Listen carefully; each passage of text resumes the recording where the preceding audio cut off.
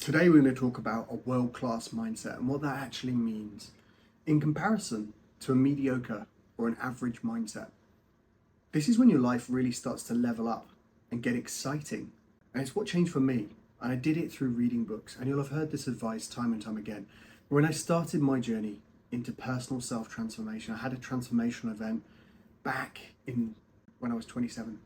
And it was really books focused on building a wealth consciousness that helped me escape the patterns of my thinking and create a world-class mindset. So one of the books that I want to introduce you to is How Rich People Think by Steve Siebold. And I've had Steve on the show, on the podcast. I was lucky enough to have him as a guest. And I want to read a few world-class lessons to you just in this episode to get things started so that I can encourage you to start thinking in a different way, maybe approach getting some books, hiring a mentor around the topic of creating a world-class consciousness. Middle class has a lottery mentality, world class has an action mentality. The masses love the lottery because deep down they believe that it's their only chance to get rich. That struck me as so interesting, and because before that I'd played the lottery too. I'd gambled in casinos in Vegas.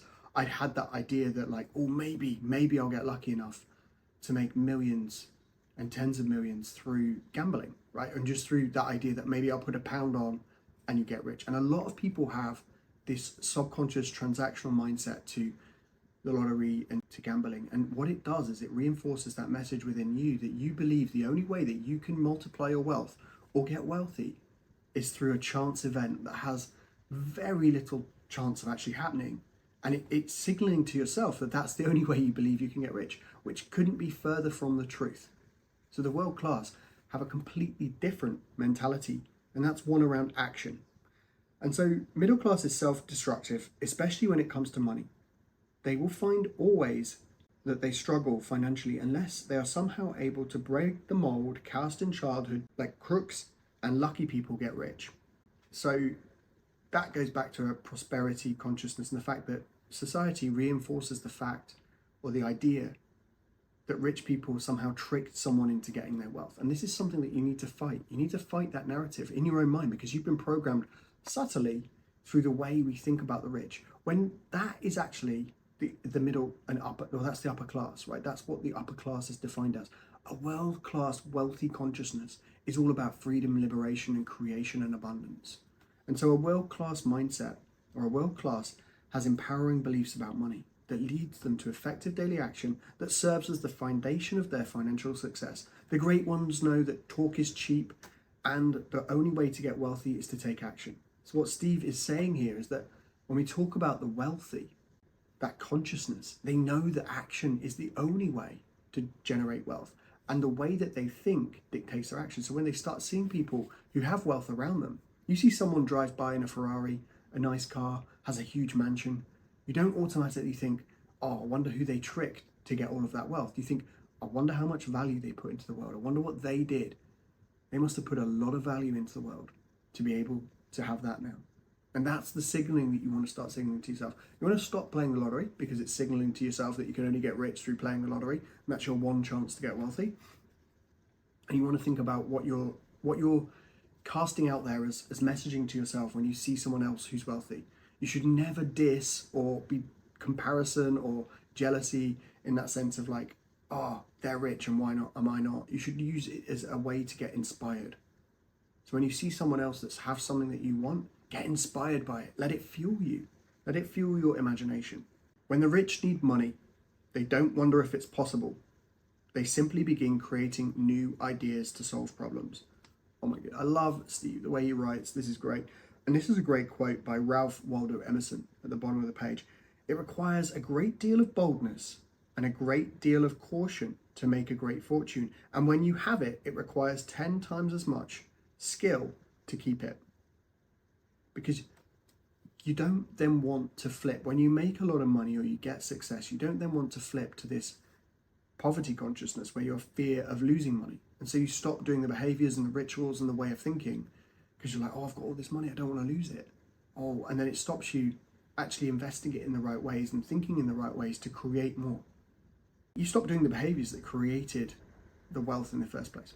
So that's the downside, which is why he's saying it's hard to keep when you get it, because your thinking changes. So you've got to change and keep working on your thinking and be around people that have that kind of thinking, that higher level thinking around creation and possibility, and not about fear, lack, limitation, and that, oh my goodness, what if I lose all this money?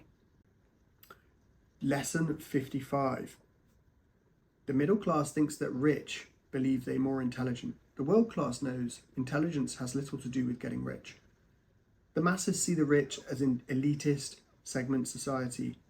So I'll say that again. The masses see the rich as an elitist segment of society that view themselves as better than everyone. This myth is perpetrated by people who are disappointed in their own lack of success and environment of those who have made it big. The truth is, wealthy people don't think they're smarter or better, and they admire people who have the courage and endurance to labour all their lives for a meagre compensation. It's hard not to admire the coal miner or the bricklayer who slogs out every day for 40 years to barely eke out a living. Hard labour jobs are a poor strategy for acquiring money. They do little to garner respect. But they do garner respect. Self-made millionaires know getting rich has little to do with intelligence and everything to do with focus and persistence.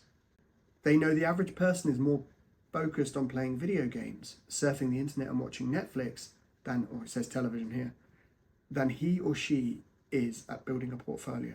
That is why many millionaires are high school and college dropouts. They quit school because they didn't see the purpose in what they were learning.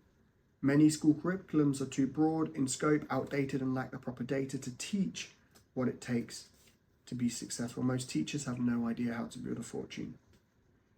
While the wealthy believe in formal education, few credit their financial empires to what they learned in school. Getting rich is not about being smarter or more educated or more intelligent. It's about knowing what you want and being laser focused on getting it, no matter what it takes and how long it takes and how hard you have to work.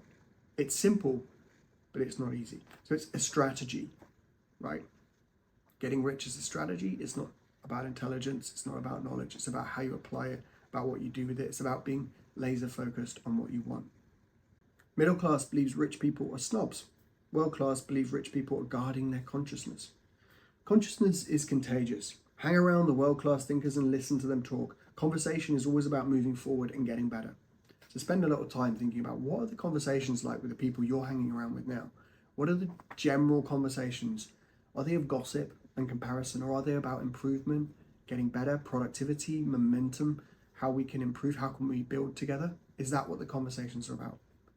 Just question that, because that would let you know whether you're with middle class thinkers or world class thinkers. What the masses don't understand is their habits of thought are their destroyers.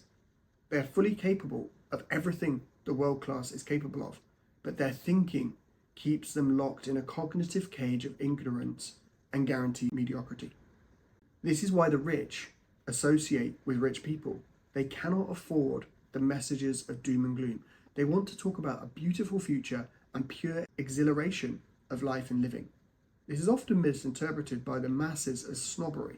Labeling the rich as snobs is another way the middle class finds to feel better about themselves and their chosen path of mediocrity. So again, it goes back to this sense of how you are viewing the world. And if you're viewing people who have more than you or are rich or wealthy as somehow elitist or somehow keeping you out, really it's to do with the way that you think. You're thinking on different frequencies, different levels of awareness. And so the rich are surrounding themselves with the rich because they don't want to let in the doom and gloom, the negativity, the naysayers. They're all about possibility. They're all about connections. They're all about leverage through connections, through partnerships, through content, through the ways that the content is and the thoughts are impacting their mind. They don't want to be around people that say, that's not possible, or that's not for me, or that can't happen, or playing it small. They want to be around big thinkers, and they're going to do that. They're going to keep themselves consciously where they want to play, and they're not going to let it in. And that's the difference. So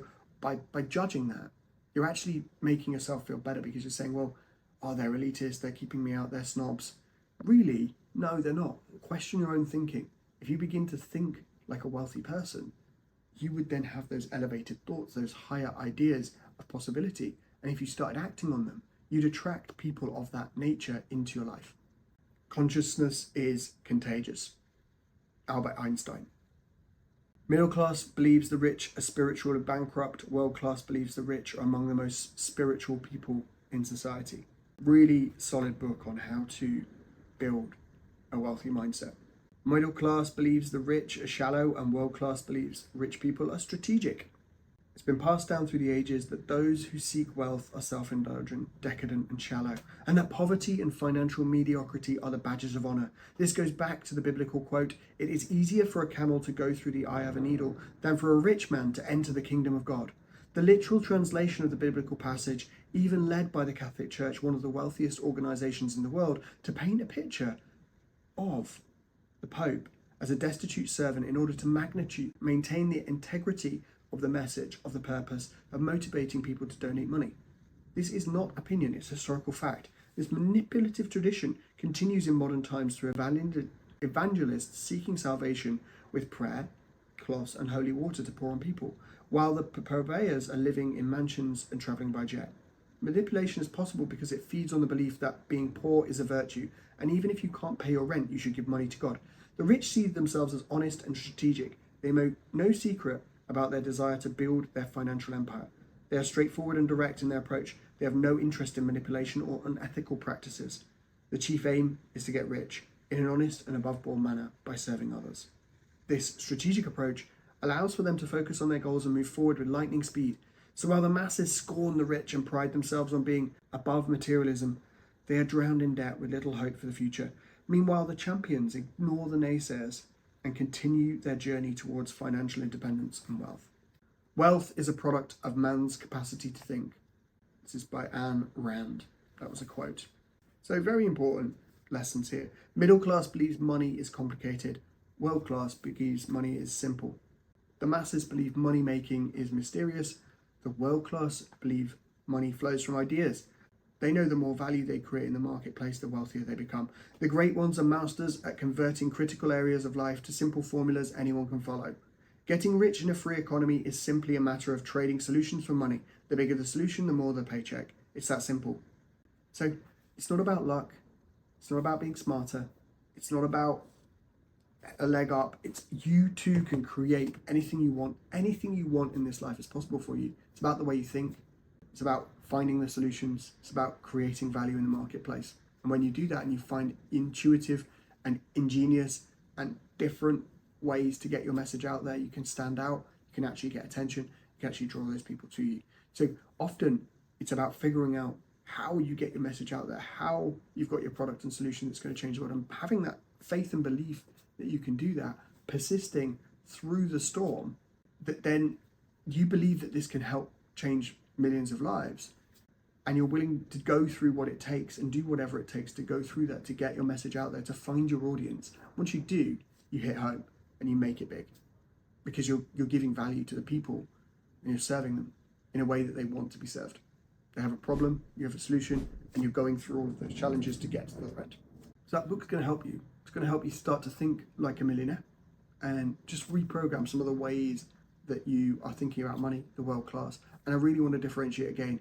There's a difference between world class money thinking and between upper class, right? And so differentiate that because it's important. Upper class is very different to world class.